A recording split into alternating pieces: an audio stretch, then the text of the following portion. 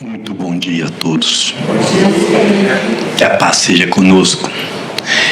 Que nesse dia de hoje a gente possa aproveitar cada palavra que dita, cada ensinamento, para que a gente possa não só aprender para caminhar com mais firmeza, como levar esses ensinamentos a todos os cantinhos que a gente passar. Nossa irmã Jaqueline hoje vai falar mais um tema em família. A paz na família, né? A paz na família, havendo paz na família, a paz no bairro, a paz na cidade, a paz no mundo, né? Então, tudo começa na família. Vamos então fazer nossa prece, agradecer a Jesus essa oportunidade de estarmos aqui, agradecer ao irmão Miramês e toda a equipe por essa casa abençoada nos acolher e agradecer o nosso anjo guardião, porque é um batalhador que está junto da gente em todas as horas, na caminhada, no tropeço, nos levantando, nos guiando. Então, é um agradecimento que a gente precisa fazer de coração. Eu gostaria também de lembrar que essa prece alcance a todos os nossos irmãos que foram pegos de surpresa não, que foram pegos pelas tempestades e precisam de agora um momento de energia para que eles recuperem o coração, recuperem o susto e continuem na caminhada. Então, que essa prece também vá para eles. Pai nosso, que estás no céu, santificado seja teu santo e amado nome. Venha a nós ao teu reino, seja feita a tua vontade, aqui na terra como no céu. O pão do corpo e do Espírito nos dai hoje, e perdoa nossas dívidas, na medida que perdoarmos aqueles que nos têm ofendido. Não nos deixeis cair em tentações, mas livra, Senhor, de todos os males, pois teu é o reino, é o poder e a glória para todos sempre. Que assim seja. Nossa irmã Jaqueline tem a palavra.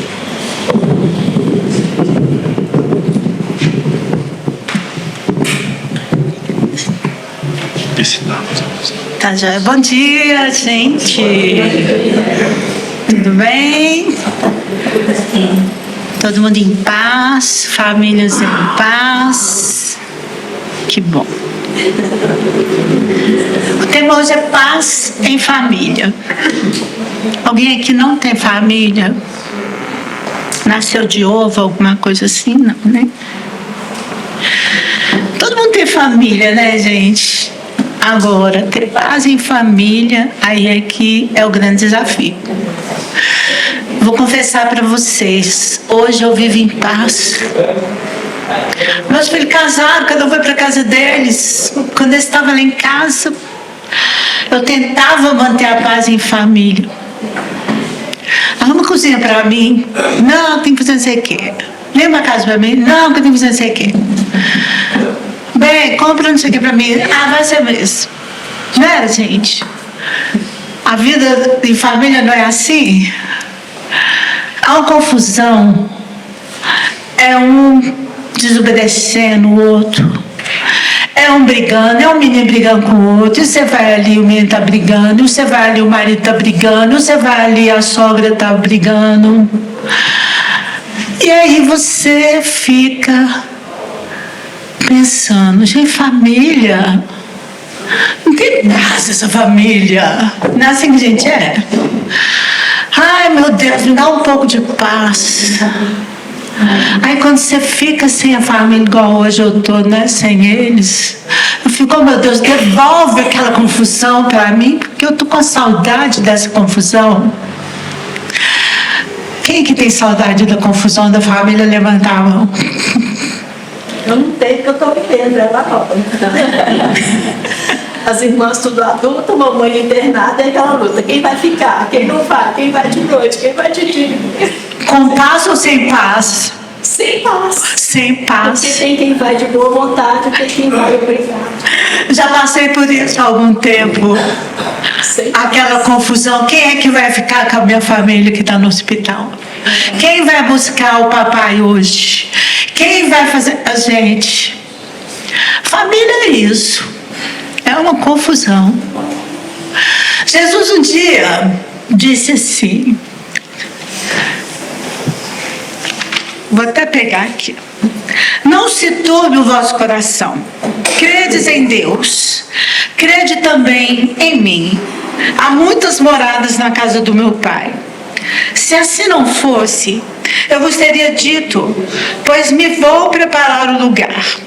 Depois que me tenha ido e que vos houver preparado o lugar, voltarei e vos levarei comigo, a fim de onde eu estiver, também lá estejais. Aí vocês têm certeza que Jesus vai para uma morada lá nos Cafundel do Juca? É? Eu vou para uma morada e um dia vocês vão me encontrar. Aí vocês têm certeza que vai ser um dia lá bem distante.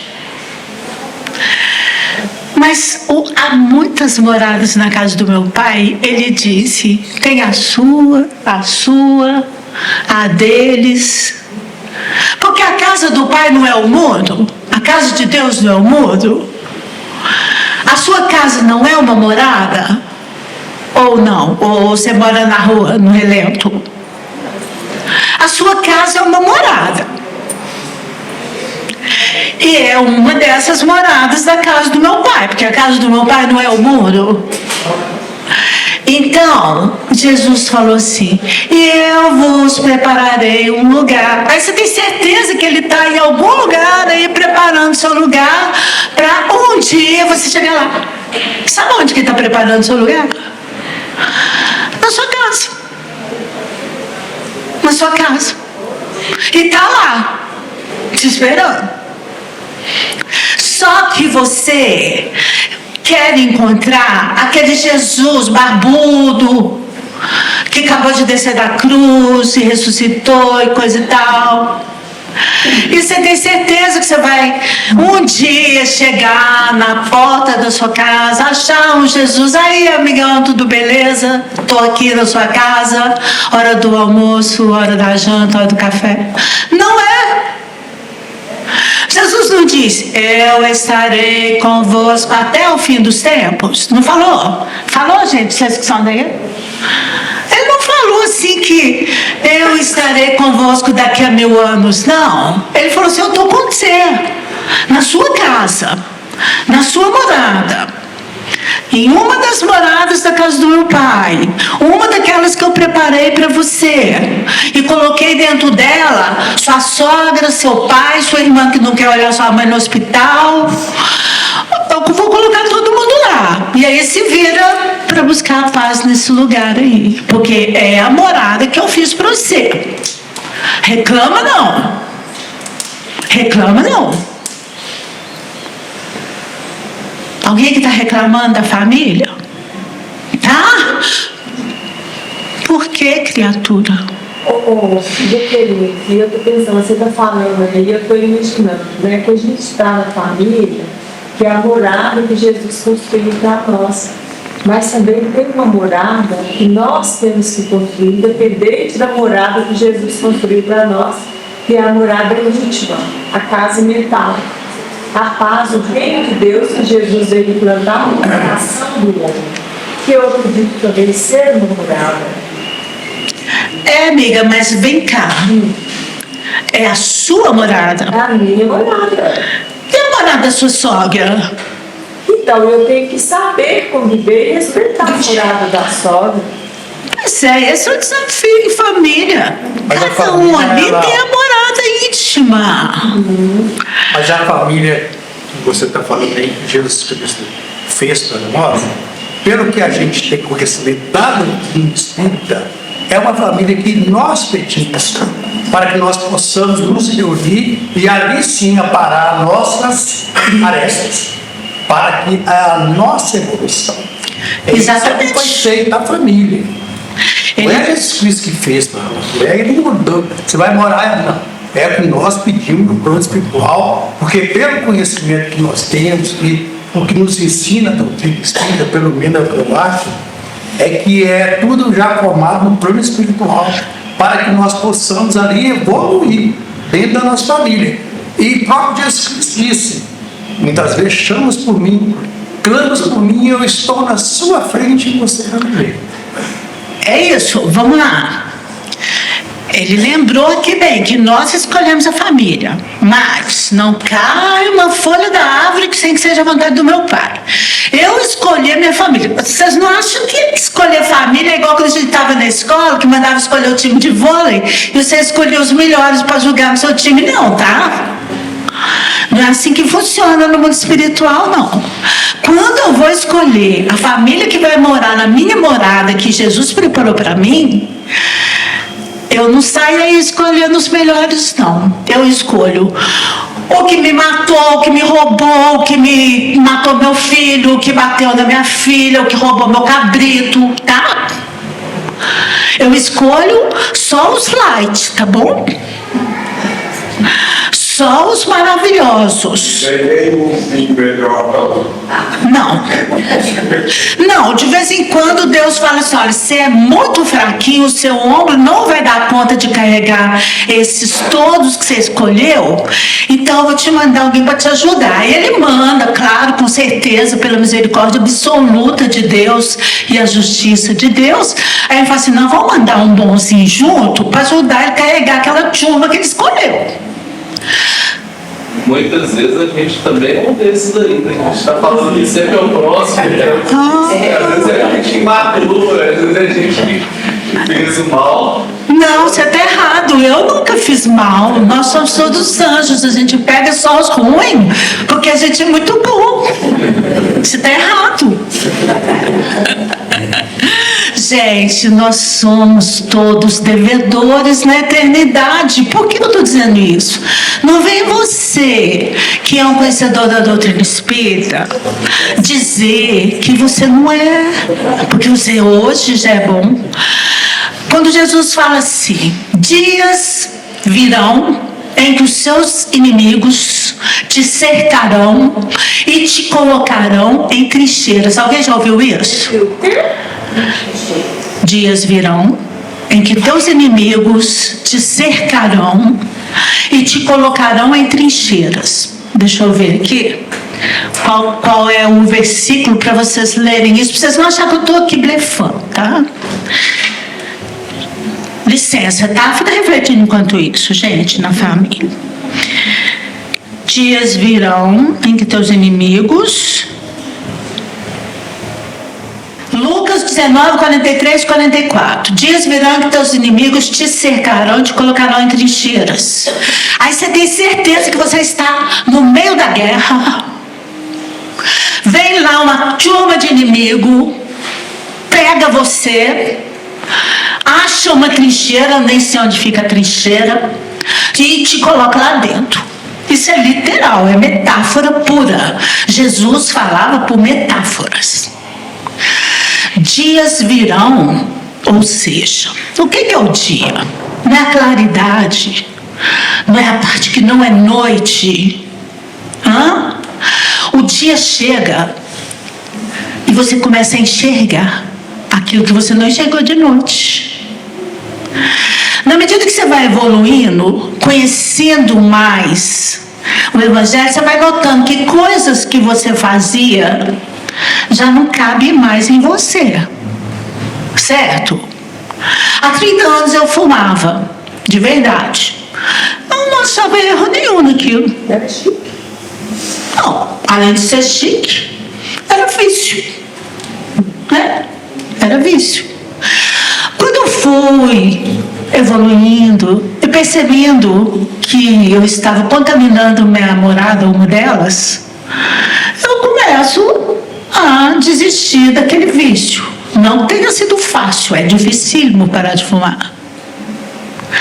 Mas quando você vai recebendo as luzes, você vai percebendo que coisas que você fazia hoje já não cabem mais no ser humano novo que você é. Concordam? A reforma íntima pressupõe que essas luzes, esses dias virão em que os teus inimigos vão te colocar em trincheira. Quem são os meus inimigos? É aquele que está lá fora? Me conta onde estão os meus inimigos. Dentro de mim, gente. Exatamente dentro de mim. O que é que me faz? Essa semana teve um colega meu que eu estava trabalhando com ele 3 meses seguidos lá na terceira vara de Betim. Não sei se vocês viram o juiz da terceira vara de Betim que foi atacado lá na Cristiano Machado por um ex-policial com uma faca. Isso pôs na mídia e tudo. Aí eu até liguei para ele, Ronaldo do céu, foi o senhor que foi atacado por esse homem com a faca? Ele falou, que do nada o homem desceu do carro, olhou com uma faca atrás de mim. Sabe, do nada. Existe do nada nesse mundo, gente. Alguém te encontra e te ataca. Do nada. Ele é uma pessoa muito pacífica, muito branda. Ele podia ter atacado o cara, sei lá, se ele tivesse uma arma, matado o cara também. O que o meu eu hoje, cheio de inimigos por dentro, faria numa situação dessa? O eu dele mandou ele sair correndo, tá certíssimo. Mas tem eus por aí que revida. E morre e mata, o que é pior. Morrer não é tão ruim quanto matar, gente. Porque quem morre não mata o espírito, quem mata o espírito. Vocês que conhecem obras de André Luiz, que já viram filmes aí de vida espírita, vocês sabem o que é uma pessoa que matou o espírito e que chega cheio de culpas no mundo espiritual, implorando por socorro, anos e anos numa situação ruim. Quem lembra da história de André Luiz sabe que ele ficou quase 8 anos nos umbrais implorando, talvez, uma paz, e no dia que ele quis verdadeiramente aquela paz, ele visualiza a figura de quem? Da mãe, que ficou ali 8 anos cuidando dele e ele não viu. Porque nós vemos a luz quando a gente tira as trevas do nosso coração. É a oportunidade que a gente tem de ver a luz. E por que a gente está falando de luz no momento que eu teria que falar de paz em família? Porque na família justamente estão lá, como ele bem colocou, aqueles que eu escolhi. Porque quando eu estou no mundo espiritual em sofrimento e quero me livrar daquelas minhas culpas, aí eu lembro do que ele falou, não são os outros que são bonzinhos, eu cometi erros, porque o erro que eu cometo, vocês imaginam que todo mundo aqui já errou, né, gente? Ou tem algum santo que espírito de luz, eu até peço que me substitua. Meu nome é Divino, gente. Ele é divino. Mas você já errou, Divino? Não. Você nunca errou, Divino?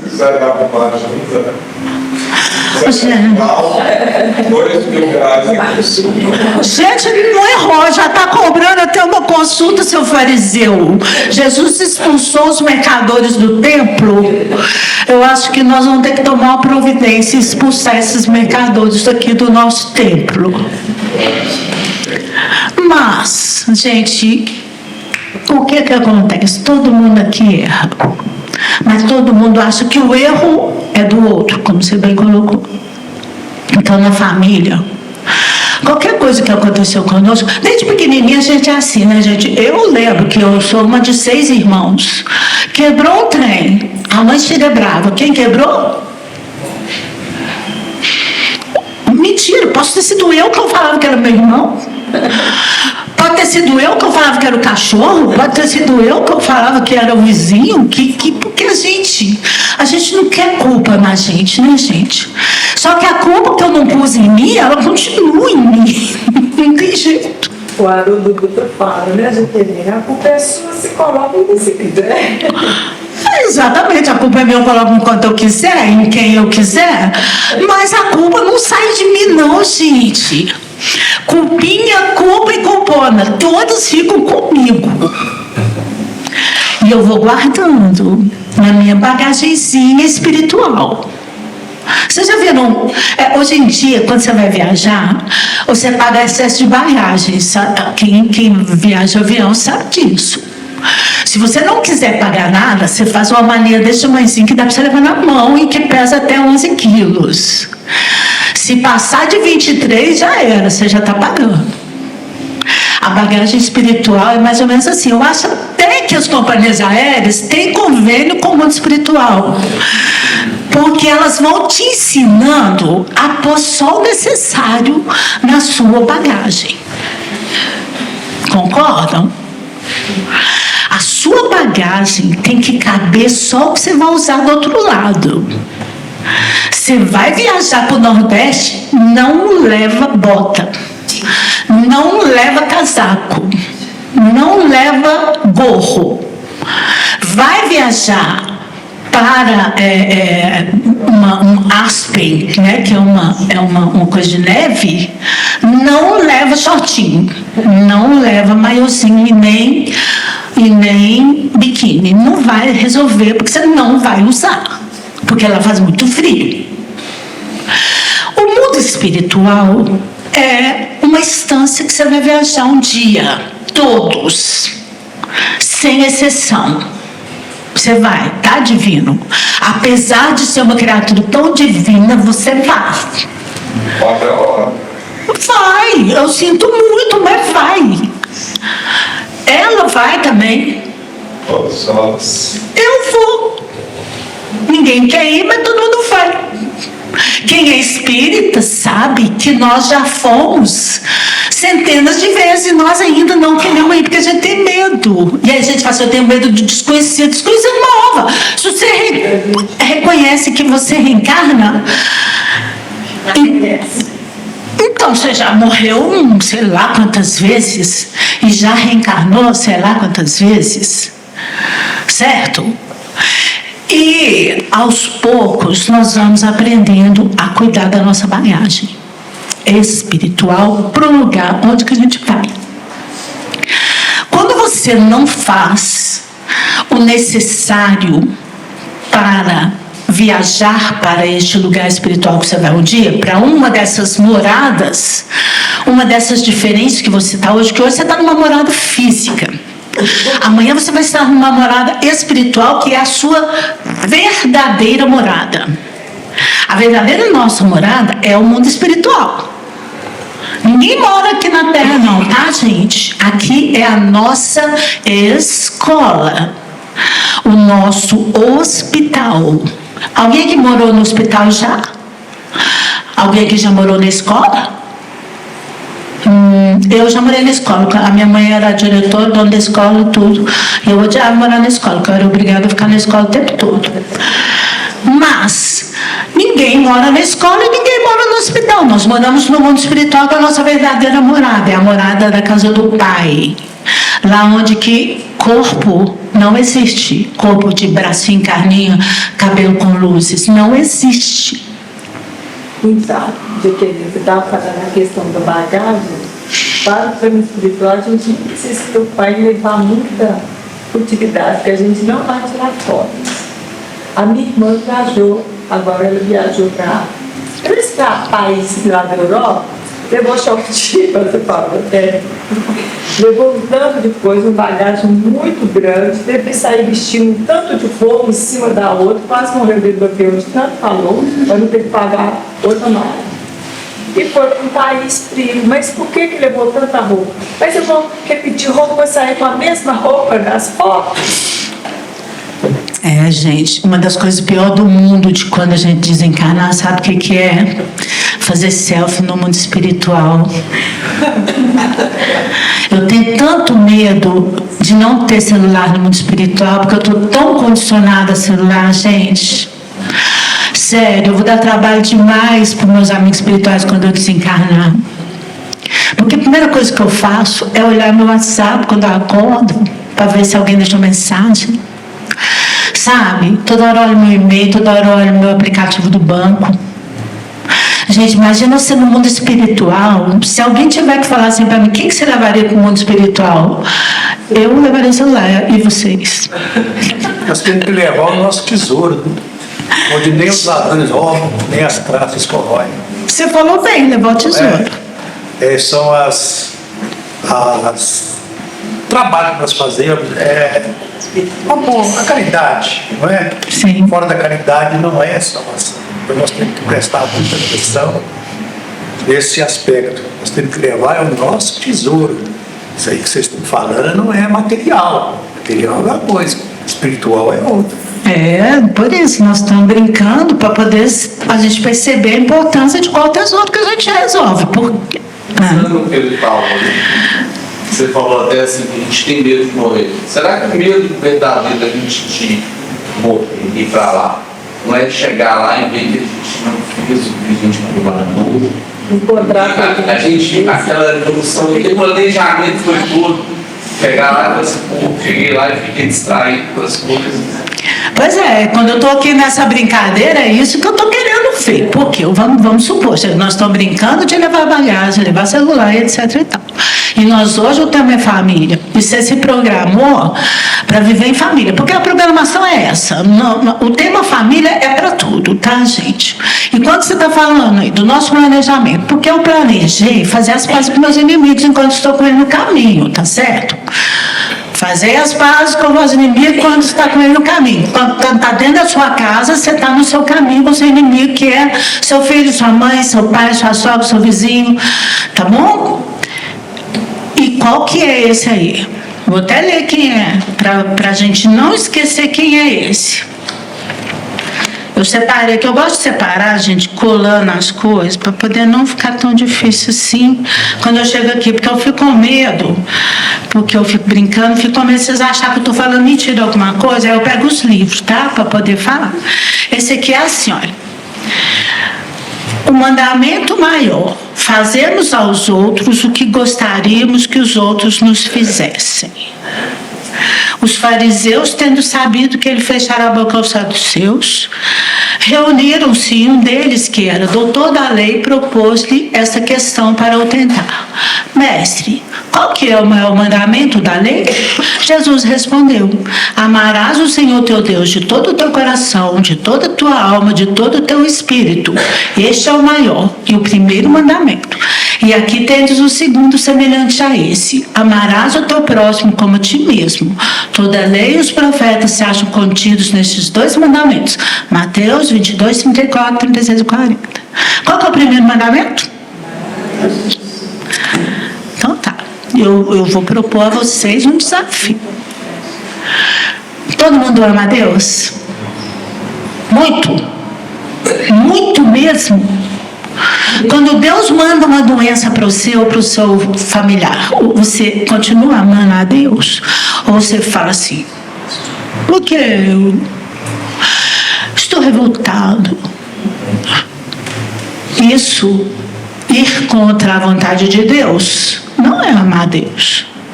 É igual sua mãe fala para você assim: filho, não fuma maconha, que maconha vai te viciar. Aí você fala assim: ué, mas é gostoso, eu gosto.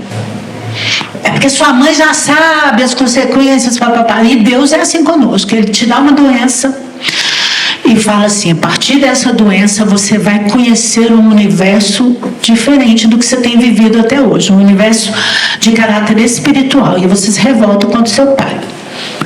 Ele está tentando te mostrar uma realidade e você fala: não, eu não quero.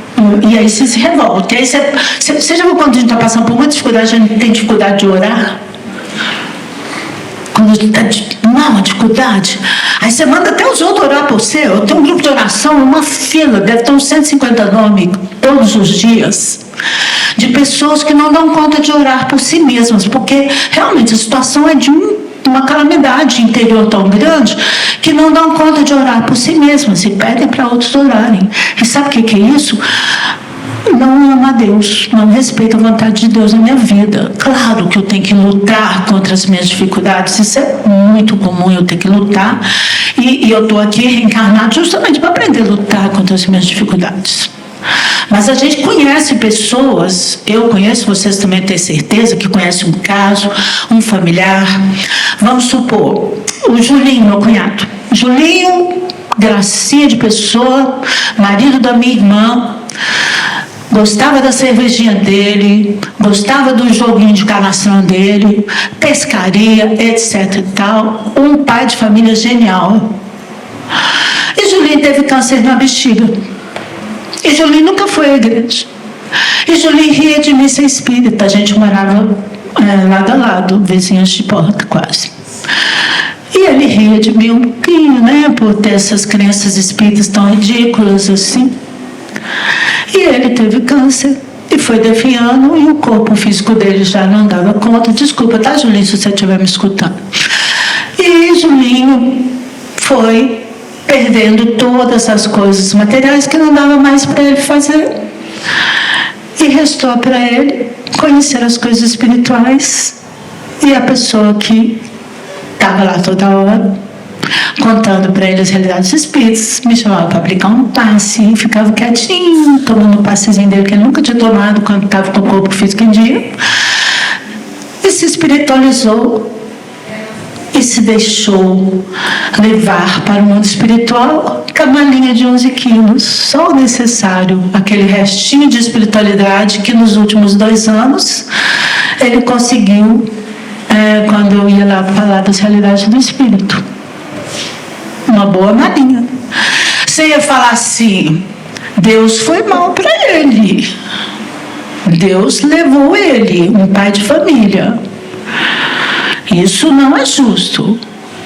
Quem olhar com os olhos da terra vai olhar que um pai de família de 50 anos, na flor da idade, partiu para o mundo espiritual, deixou a família órfã. É justo? Mas o espírito dele foi leve. Evolução espiritual. É assim. Nós estamos aqui neste planeta evoluindo espiritualmente, não materialmente. O tempo de cada um aqui, como ele bem colocou, precisa ser bem aproveitado, porque a minha condição espiritual é a meta quando eu estou aqui. Essas pessoas que estudam aí esses planejamentos empresariais, a primeira coisa que faz, vamos traçar uma meta, vamos traçar um objetivo. E aí eu vou saber quais são as ferramentas que eu vou usar para alcançar o meu objetivo. Se a ferramenta é a dor, e é a dor, porque, gente, vamos combinar? Alguém que conhece a história de Jesus Cristo? Não? Todo mundo, né, gente? Qual foi o último símbolo que nós temos da passagem de Jesus pela terra? Fala alto. A cruz. Por quê? Vocês sabem o que é uma cruz? Uma cruz tem uma madeira para cima, não é? E uma para as laterais. Concordam? A madeira para cima, quando eles vão colocar alguém pregado na cruz, ela está fincada onde? Fincada na terra. O meu assessor está falando isso. Tem uma madeira vertical fincada na terra, que está indo em direção ao alto, ao céu. E tem uma madeira pregada assim, que está paralela à terra, mas ela não toca a terra. Ela vai tocar a terra se você arrancar ela da cruz, aí para de ser cruz, aí vira só uma madeira horizontal. Concordam?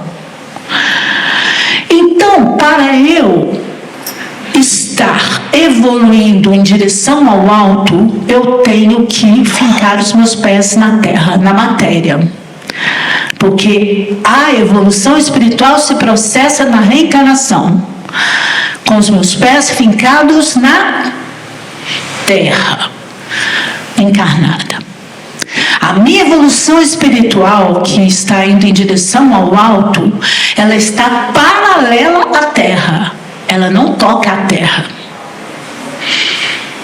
E a minha parte horizontal é justamente o meu esforço. onde os meus braços, que representam as minhas ações, alguém aqui sem as mãos consegue fazer alguma coisa boa, consegue dar um abraço. Alguns vêm sem os braços por expiação, e aí eles percebem a importância dos braços. Mas os meus braços são os meus instrumentos de ação. São os meus braços que trabalham o meu esforço de cada dia. Varre uma casa sem braço, não dá. Faz uma comida sem braço, não dá. Faz um carinho sem braço, não dá. Leva uma criança no colo sem braço, não dá. Então, esses braços que são a minha condição de elevação espiritual para a minha trave vertical, isso é um texto de Emmanuel, tá, gente? Que eu estou aqui disfarçando de meu, tá? Estou disfarçando para ver se vocês não veem que isso daqui já foi escrito por Emmanuel. A trave vertical da cruz e a trave horizontal.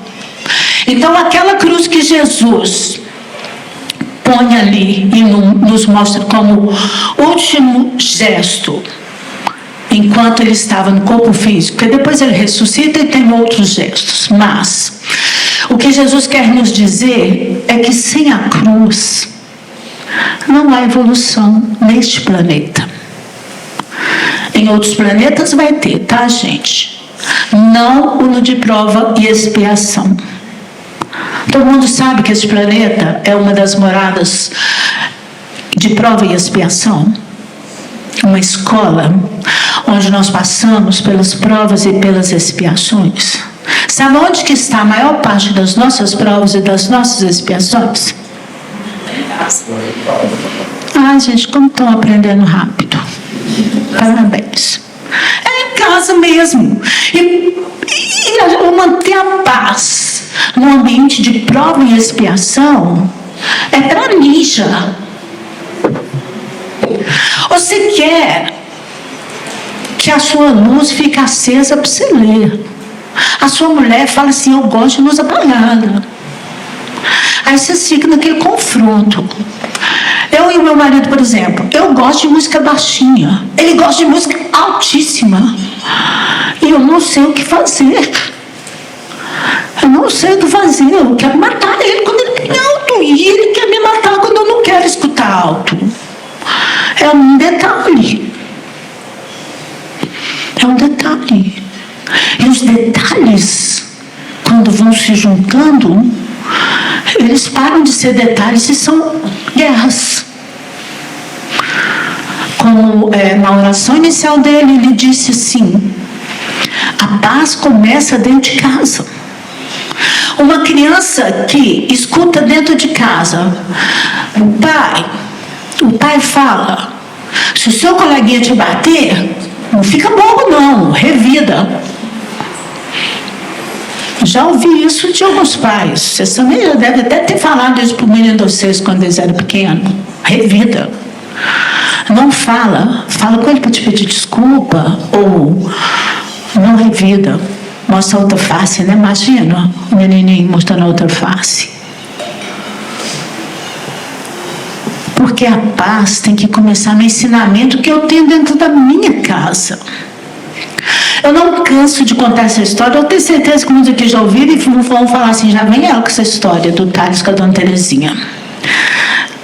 O Thales é o meu filho mais novo, é um espírito altamente superior, é mesmo, falo sério, muito mais superior a mim. Ele era pequeno, e aí tudo ele me pedia conselhos. Antes de revidar, ele me pedia conselhos. Ô mãe, eu não aguento mais ir na escola, você podia me tirar. Porque a Dona Terezinha, ela me odeia. A Dona Terezinha, só de me ver, ela já me xinga. A Dona Terezinha, se eu fizer uma coisinha do nada, ela me xinga, me humilha. Eu falei, gente, que Dona Terezinha insuportável. Eu pensei comigo, né? Aí pensei assim, vou lá e vou chapar a Dona Terezinha. Mas aí o meu amigo espiritual falou, olha, o que você está falando, sobrinho, hein? Cuidado. E aí eu falei com ele assim, filho, tô achando que a Dona Terezinha está com problema em casa. Para estar te tratando desse jeito, ela deve estar com problema em casa, porque você é muito bonzinho, ele realmente é um menino bonzinho. Pergunta para ela amanhã se está tudo bem. A primeira coisa que você vai chegar é chegar, e aí, dona Terezinha, só está bem? Está tudo bem em casa? O menino obedeceu igualzinho eu falei. Ele virou o melhor amigo da dona Terezinha. A dona Terezinha contava os problemas dela tudo pro Tásio. O Tásio tinha 8 anos. E ele chegava em casa, mãe, você acredita que aconteceu isso com a dona Terezinha? E virou o melhor amigo da dona Terezinha. Ela só estava precisando de um ouvido para ouvi-la. E eu podia ter piorado a situação se eu tivesse ido lá xingar a dona Terezinha. A dona Terezinha, para mim, é o melhor exemplo de pacificação que eu já dei na minha vida, não porque eu quis, mas o meu amigo espiritual, ele fala comigo sem parar, isso é um fato da minha mediunidade. E aí, tudo certo com a dona Terezinha e Thales. Mas, no caso, nós temos que aprender a pacificar os nossos filhos, a pacificar os nossos amigos. Porque quando Jesus, nessa passagem que eu li para vocês, propõe amar a Deus sobre todas as coisas, aceitando com resignação as nossas dificuldades, ele propôs o segundo. Qual foi? Vocês estão... Após para gritar galo, cruzeiro, vocês falam alto. Mas para responder aqui, qual que é o segundo? Fala todo mundo baixinho. Ah, alguém teve coragem de falar mais alto. Amar o teu próximo como a ti mesmo. Depois também, a situação em que Jesus fala mais, quando ele fala assim, amai-vos uns aos outros como Deus. Esse é mais difícil. É porque você imagina se amar igual Jesus, dá a vida porque você ama. Vamos devagar com a dor. Você não dá a vida, você dá os seus minutos, você dá muitas vezes suas noites de sono, não é mais. Amar o próximo, diga, amiga. Mas aí que tá, né? A gente dá a vida para quem a gente gosta. Jesus deu até para quem não gostava. Não é? Porque é muito fácil eu virar e falar assim, eu vou, sei lá, fazer X coisa pela minha irmã. Mas e pela pessoa lá fora que bateu na minha cara? Eu não vou morrer por ela, eu quero que se lasque. É tipo assim, né? Eu não sou doida, né? É um nível de amor que a gente não entende. Porque para eu ir lá e defender a minha irmã, eu tenho amor. Mas para defender a pessoa que me fez mal, eu não quero nem saber. Você não é doida? Nem eu que sou mais boba, que estou aqui fazendo palestra. Mas aí tem que ver o caso. Porque tudo depende de nós. Por exemplo, no seu caso, é a pessoa. Mas é a pessoa que está precisando, entendeu? Você não vai perdoar a sua irmã, que não fez nada com você. Porque Jesus Cristo não quer que nós façamos sacrifício. Por quê? É porque tudo depende de nós. Se você quiser dar a vida por uma pessoa que te fez o mal, você dá, ué.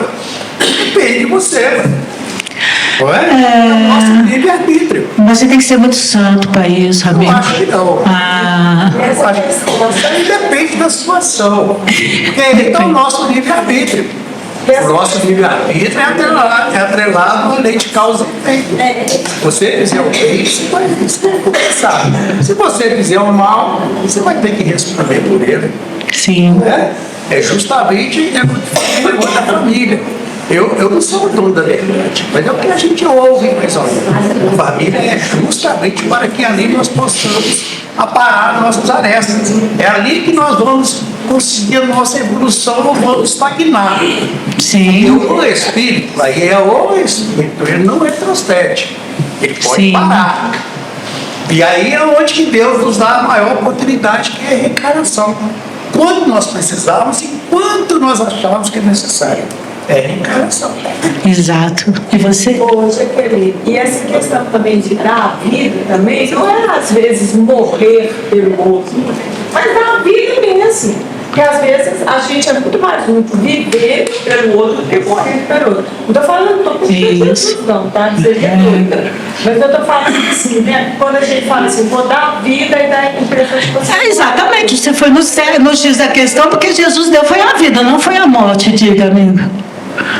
Eu ia falar, complementar mesmo. Primeiro, se a gente imaginasse que há 2000 anos, quando Jesus vinha, a lei era de trilhão, olho por olho, dente por dente. Trilhão foi a primeira lei. Você falar que a mulher pecou, ela trai o marido. Ela era apedrejada. Então, assim, Jesus veio para dar um exemplo vivo mesmo, e realmente, não é de um dia para o outro que a gente vai conseguir chegar para o inimigo e falar assim, nossa, é lindo, só você pelo menos não desejar o mal para ele, você quer estar assim. Aí nós vamos na história da evolução, gente. Vamos na história da evolução que a gente pega. Quem é espírita sabe que nós passamos por uma escala evolutiva assim bem complexa, que nós começamos lá no mineral. Por aí você imagina o tempo que Deus nos dá na sua misericórdia. Você era pedrinha, você era grão de areia. E você passou lentamente por um processo evolutivo e se tornou uma plantinha vegetal. E a humanidade foi, na sua trajetória, evoluindo e se tornou um animal. Só que, antes de entrar para o corpo animal, nós pegamos a dureza da pedra, o espinho do vegetal, a fúria do animal, a selvageria do animal, porque nós passamos por esses estágios. E isso está em nós. Todo esse processo evolutivo está em nós. E quando nós, nessa longa estrada lenta, de um progresso lento, porém compreensível, nós estamos deixando para trás. Porque o bárbaro, lá nos começos, todo mundo que gosta de assistir filme de viking, essas coisas, via que era normal você botar fogo na aldeia do outro para ficar com aquele pedaço de terra para você. E era legal estuprar as mulheres, tranquilo. E era ótimo matar crianças sacrificadas, porque quanto mais bonitinha a criança, mais agradava os deuses. Era normal, fazia parte da nossa trajetória evolutiva. Mas a gente foi evoluindo devagar e sempre, sob a compreensão e a misericórdia do Pai, nós fomos caminhando nessa trajetória e deixando para trás essas bagagens pesadas. Um dia vai sobrar só a mochilinha de 11 quilos, mas nós ainda carregamos a nossa trajetória evolutiva em nós. Até que, quando chega Moisés, com os 10 mandamentos, dizendo, tem um Deus só, gente. Chega desse negócio de ficar Deus lua, Deus água, Deus chuva, Deus floresta, Deus não sei mais o quê. É um só. É o Deus soberano, é o Pai, misericordioso, é o Simão. Quando Moisés chega, aí começa a botar ordem na casa mental, nas famílias. Quando você cita o apedrejamento da mulher adúltera, ninguém citou o cara que estava com ela na hora que ela praticou adultério. Porque na hora do adultério, ninguém adultera sozinha, né, gente? Vamos combinar. Vamos combinar. A mulher adúltera daquele tempo teve um cara junto com ela, que nem foi citado em lugar nenhum. Mas quando Jesus, e aí fica um exemplo para as nossas famílias pacificadas, quando eles chamam Jesus, fala assim, chega aí, mestre, essa mulher aqui foi pegada cometendo adultério, podemos apedrejar? Aí Jesus, o que ele faz? Faz o quê? Não, mas primeiro ele faz o quê? Ele abaixa. Ele abaixa. E ele começa a conversar quando ele está com a cabeça baixa. Ele fica, hein? E aí ele começa a... Então, nós quando fomos pegos diante de uma situação difícil na nossa casa, primeira coisa, aprende com Jesus, humildade. Abaixa. Abaixa. Fique em silêncio. O ato de escrever significa reflete. Igual ele falou, pondera tudo. Faz todo o seu planejamento ali naquele momento. Por que está acontecendo isso? Aí sim você levanta e faz o que Jesus fez. O que ele falou? Manda pedra, galera. Foi isso? O que ele falou? Quem estiver sem pecado, atire a primeira pedra. Quem estiver sem pecado, atira a primeira pedra. Então, quando você, diante de uma situação complicada na sua casa, de um adultério, ou seja, uma situação difícil, que adultério não é só pegar o cara e ficar com o cara, ou a mulher ficar com a mulher, não. Adulterar significa transformar a ordem. Sua casa está vivendo um momento de adultério, a ordem está totalmente caótica. Pega o exemplo dela. Ninguém quer ficar com a mãe no hospital, não é isso? É uma situação complicada. Tá ficando, mas só reclamando. Todo mundo está ficando, mas está reclamando. É a questão. É um momento de conflito que pode não estar sendo um conflito gritante de todo mundo falando um com o outro. Ah, eu fiquei mais que você, ou a minha mãe cuidava mais de você do que de mim, porque tem umas coisas assim. Ela gostava mais de você do que de mim, tem umas coisas assim. E aí cria conflito, né? Aí é o conflito. Então o que nós vamos fazer? Vamos ter um pouco de humildade? Vamos averiguar a situação com humildade? Vamos parar um pouquinho, achar, como ele disse, eu sou o dono da verdade? Porque a gente, não adianta mentir para mim. A gente sempre acha que a verdade está com a gente. Ou não? Eu sei. Principalmente se a pessoa é um pouquinho inferior a mim, intelectualmente, se a pessoa for mais nova que eu, ou mais velha que eu, porque hoje os meus filhos têm certeza que eles sabem muito mais do que eu. É impressionante. Entendeu? Porque a verdade está sempre com quem acha que sabe a verdade. A verdade nunca está com quem realmente detém a verdade. Porque a verdade é relativa. O que é verdade para mim pode não ser para você. A verdade é relativa. Né? O que Jesus falou uma vez? Conhece a verdade, ela te liberta. Porque você, quando você está preso em alguma coisa, é porque você está achando que a sua verdade é aquela e você não conhece realmente o que é a sua verdade. E por isso você está preso. E por isso você tem dificuldades. Porque você não sabe realmente se aquela verdade é verdadeira. Há muitos casos de ausência de perdão que você tem certeza que o outro te agrediu. Às vezes o outro não te agrediu porque queria te agredir, você guarda aquela mágoa. E às vezes aquela verdade nem é a verdade que você achava que era. Você, quando tem uma vida plena quanto a que você tem, vamos supor, o divino, que é uma companhia divina, né? Que se colocou como um homem divino. Você viveu com o seu filho aí muitos anos, cuidando, criando, alimentando, levando para a escola. Um dia você está cavando atrás do toco, como o povo fala, e você apela com o seu menino por nada. E seu menino vai ficar magoado com você e vai ter raiva de você ali por meses. E a verdade dele naquele momento é que você foi um pai injusto. E ele nunca vai esquecer essa injustiça. E nunca vai lembrar de quando você o alimentou, levou na escola, educou, passou noites de sono dando a vida, como ela falou, dando a vida literalmente por ele. Ele vai guardar aquela verdade de que você é um pai injusto. Não é assim que a gente é com Deus? Eu saio daqui hoje pensando, quando você fala que nós somos minerais e estamos aqui, que aqui é uma escola, que Jesus é a verdade absoluta, eu fico pensando na nossa pequenez, na nossa escola, que ainda a gente não entende essa dimensão desse universo que é Jesus. Então, eu fico pensando nesse cosmo que Jesus veio nos governar, a nossa pequenez ainda. E aí, quando você se sente tão pequeno assim, às vezes a gente não acha que a gente é tão pequeno que Deus nem tinha que prestar atenção na gente, nem está prestando.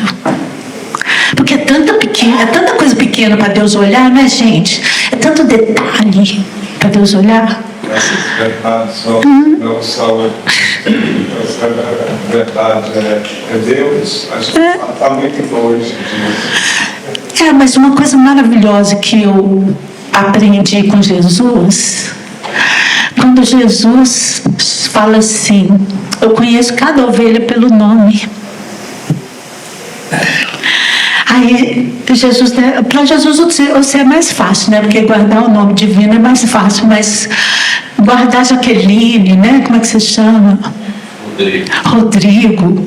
Imagina, Jesus, quantos Rodrigos tem no mundo? Quantas Jaquelines tem no mundo? Quantas Marias, então? José, João? E Jesus conhece cada um pelo nome. Vocês ouviram isso na Bíblia? Eu sou o pastor. Eu chamo cada ovelha pelo nome. Eu até arrepio quando eu ouço isso. Você sabe por quê? Porque às vezes você acha que você está esquecido de Deus. E se você for lembrar que Jesus disse que conhece cada ovelha pelo nome, velho, isso tem um crescimento dentro de você. Que você fala, não, eu não estou esquecido por Deus. Pode ter bilhões de habitantes neste planeta. E neste planeta, quando eu falo, é um orbe. Porque, olha, dá uma olhada para cima de noite ali. Além dessa parte que você vê, ainda foram descobertas ainda mais bilhões de galáxias. Vocês acham que só aqui é habitado? Lógico que não. Igual a Terra deve ter muitas por aí. E Deus conhece cada um pelo nome. Que Deus é esse que conhece cada um pelo nome nesse universo tão grande? É um Deus muito radical, gente. Não dá para desconfiar da misericórdia desse Pai. E nem do Filho dele, que é o nosso governador espiritual do planeta, que manda no planeta. Quando a gente fica olhando agora tem uma série chamada The Chosen. Eu amo aquela série. Quando você vê a humildade de Jesus, você até fica... Eu não sei os seus, mas eu falei, gente, Jesus era bobinho. Não era? Gente, bobinho. Tão humildezinho. Gente, ele podia morar naqueles castelos tudo, porque ele é o dono do planeta. Ele é o governador espiritual. Ele não tem casa, cada dia dorme na casa de um. Nosso tempo está acabando, não é para falar. Eu já ia parar. Jesus, ele sempre foi humilde, mas ele nunca foi omisso. Não, mas humildade e omissão são diferentes. Nós temos que parar. Humildade é uma coisa, omissão é outra. Não, mas a humildade de Jesus está no sentido de que não precisa de bem material, galera.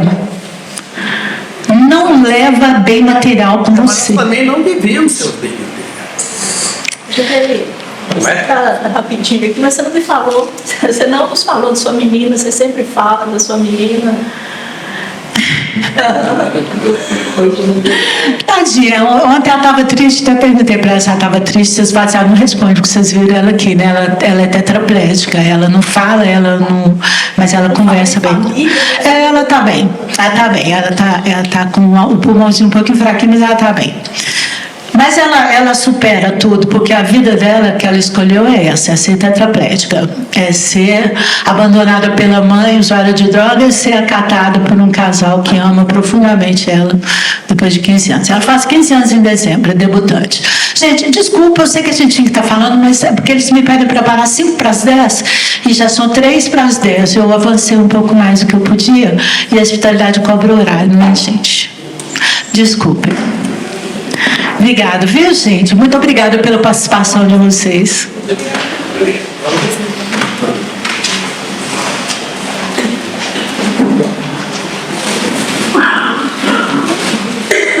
Bom dia a todos. Jaqueline, muito obrigada pela oportunidade, né, que traz para a gente, da gente se reconhecer melhor. Né? A gente vem aqui em busca disso, de aprendizado e de nos conhecer melhor. Porque cada estudo que é ministrado aqui através do Evangelho de Jesus é para que a gente busque essa melhoria em nós através do nosso autoconhecimento, né? Então nós somos muito gratos por essa oportunidade. Obrigado a vocês que vieram aqui hoje e aproveitaram, né, dessa oportunidade do ensinamento. A gente se sente felizes, né? A gente se sente melhor quando a gente está aqui nessa casa de oração, porque sabemos que estamos recebendo o melhor. Então, neste momento, nós vamos passar alguns avisos, que são aqueles que vocês já conhecem com relação aos estudos que acontecem aqui na casa. Os estudos, eles são para isso, para que a gente aprofunde os nossos conhecimentos com relação à doutrina espírita, mas ela é consoladora e ela vai trazer para a gente esse entendimento, né? Do porquê estamos aqui, do porquê a nossa evolução, do porquê as reencarnações. Então, nós temos estudos na casa na segunda-feira, na quarta-feira e no domingo. Na sexta também.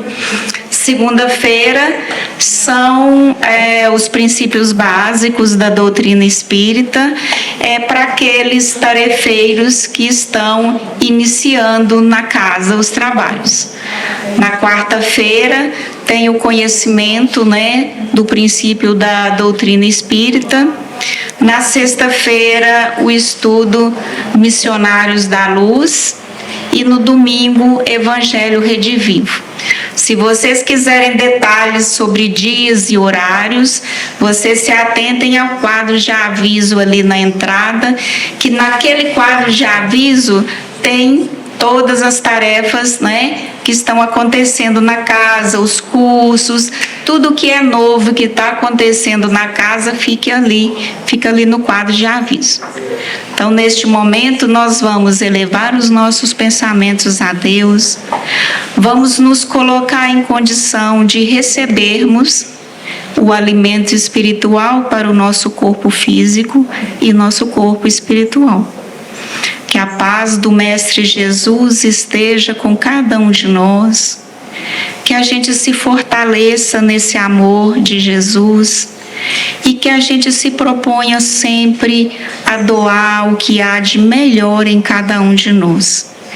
Que nós possamos retornar por nossos lares fortalecidos, em paz e em harmonia, e que a gente possa levar estas boas vibrações a todos aqueles que estiverem conosco. Que a paz do Senhor nós possamos querê-la sempre em cada um de nós. Que assim seja. Quem necessitar do passe pode fazer a fila aqui do lado direito.